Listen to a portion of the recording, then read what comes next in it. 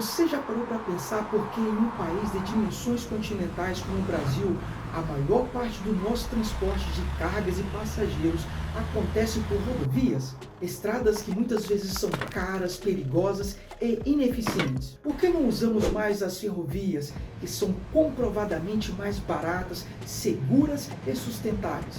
Essa é uma pergunta que intriga muitos e cuja resposta está profundamente enraizada na nossa história e nas escolhas políticas que moldaram a economia e a vida dos brasileiros.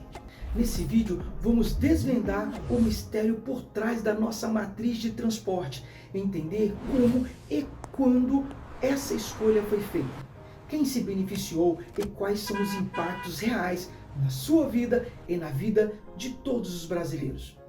Olá, este é um vídeo muito interessante, pois explica por que em um país tão vasto ainda não temos trens que ligam e cortam o território brasileiro de forma eficiente.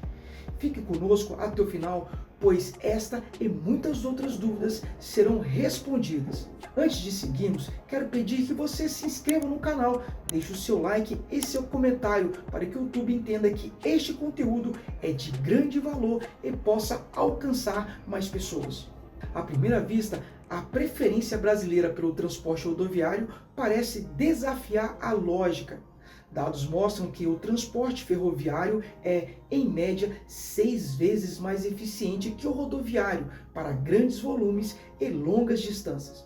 Um trem pode carregar 125 toneladas, o mesmo custo que um caminhão transporta apenas 30 toneladas.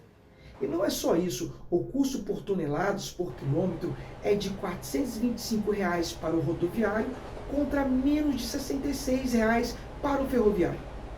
Além da economia, a segurança é um fator crucial. Milhares de vidas são perdidas anualmente em acidentes rodoviários, enquanto as ferrovias registram um número significativamente menor de ocorrências, muitas delas causadas por interferências externas. Então, por que o Brasil optou por um caminho tão dispendioso e arriscado? Para entender essa escolha, precisamos voltar no tempo, mais precisamente para meados do século XX. Embora os primeiros investimentos em rodovias tenham surgido na década de 1920 com a rodovia Rio-São Paulo, foi durante o governo de Juscelino Kubitschek, entre 1956 e 1961, que o rodoviarismo ganhou força avassaladora. JK, com seu ambicioso plano de metas, visava modernizar e industrializar o Brasil em 50 anos em 5. Um dos pilares desse plano era a integração territorial e as rodovias foram vistas como o caminho mais rápido para alcançar esse objetivo. Para impulsionar a indústria nacional, JK atraiu grandes fabricantes de automóveis estrangeiros, como a Volkswagen, a Ford e a General Motors, oferecendo incentivos e, crucialmente, prometendo uma infraestrutura rodoviária robusta. A construção de Brasília, a nova capital no interior do país, também exigiu uma vasta rede de estradas para conectá-la ao restante do Brasil. Essa política consolidou a ideia de que as rodovias eram sinônimo de progresso e modernidade. Em contrapartida, as ferrovias, que já vinham em declínio desde a crise de 1929 e a Segunda Guerra Mundial, períodos em que sofreram com a falta de investimento e a saturação, foram relegadas a um segundo plano, associadas à ineficiência e ao passado. Não houve um favorecimento direto a um país específico, mas a chegada dessas multinacionais automobilísticas, majoritariamente americanas e europeias, alinhou os interesses do desenvolvimento brasileiro com o da indústria automobilística internacional, que se beneficiava de um sistema de transporte baseado em rodovias. Mas quais foram as consequências dessa escolha para a economia e para a vida dos brasileiros? A dependência excessiva do modal rodoviário gera o que chamamos de custo Brasil. O frete rodoviário, mais caro e menos eficiente para grandes volumes, eleva o preço final de praticamente de tudo o que consumimos, desde os alimentos até produtos industrializados. Isso impacta diretamente a competitividade das nossas exportações e o poder de compra da população. Além do custo financeiro, há um custo humano e ambiental altíssimo. As rodovias brasileiras, muitas em péssimas condições, são palcos de milhares de acidentes anualmente. No ano passado, mais de 6.000 vidas foram perdidas em rodovias federais. Em contrapartida, as ferrovias registraram 118 mortes no mesmo período, todas causadas por interferência de terceiros, não por falhas intrínsecas ao sistema.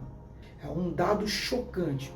O Brasil gasta mais com as consequências dos acidentes rodoviários do que investe em ferrovias. O impacto ambiental também é severo. O transporte rodoviário é um grande emissor de gases poluentes. Enquanto as ferrovias de cargas emitem 8,35 por toneladas por quilômetro útil de gases poluentes, o rodoviário emite 52,77 de gases poluentes. Essa diferença é gritante e contribui significativamente para as mudanças climáticas e a poluição do ar nas nossas cidades.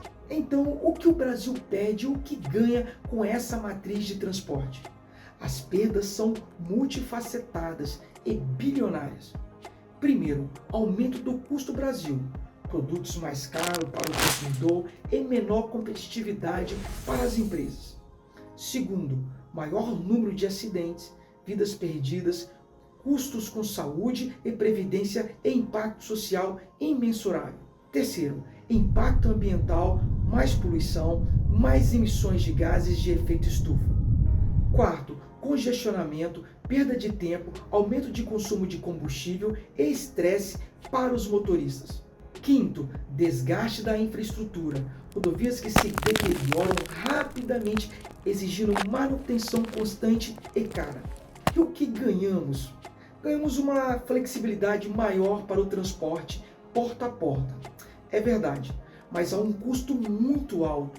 A subutilização do modal ferroviário, especialmente para o escoamento de commodities agrícolas e minerais, onde o volume e a distância favoreceriam enormemente o trem, representa uma perda econômica substancial. A deficiência na infraestrutura ferroviária impede o país de aproveitar os benefícios de um transporte mais barato, seguro e ambientalmente amigável. Com suas dimensões continentais, o Brasil clama por uma matriz de transporte multimodal e equilibrada. Países como os Estados Unidos, Canadá, Rússia e China, com territórios vastos, têm suas economias sustentadas por extensas e eficientes redes ferroviárias.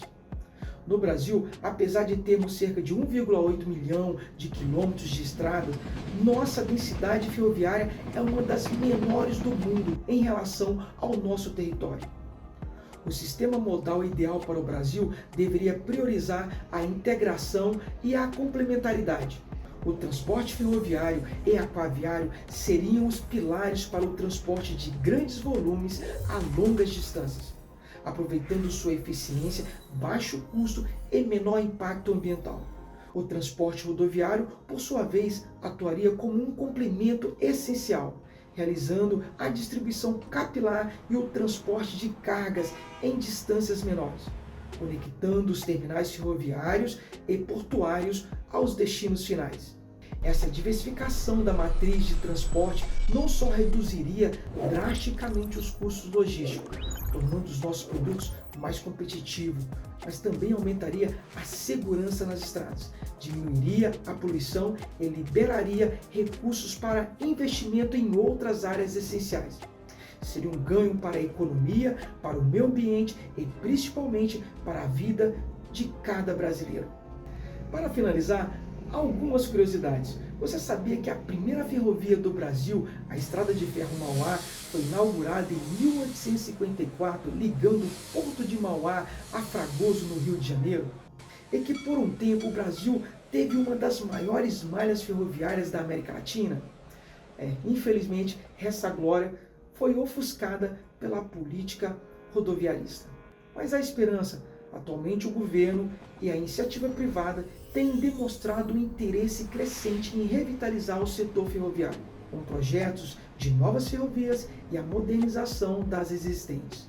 Um sistema de transporte equilibrado é fundamental para o desenvolvimento sustentável de qualquer nação e para o Brasil. Com sua imensa riqueza natural e potencial econômico, essa é uma necessidade urgente. Esperamos que esse vídeo tenha ajudado a esclarecer por que o Brasil se tornou tão dependente das rodovias e o que podemos fazer para construir um futuro com uma logística mais inteligente, segura e eficiente. Se você gostou, deixe o seu like, compartilhe e inscreva-se no canal para mais conteúdo como este. Um grande abraço, até a próxima, tchau, tchau!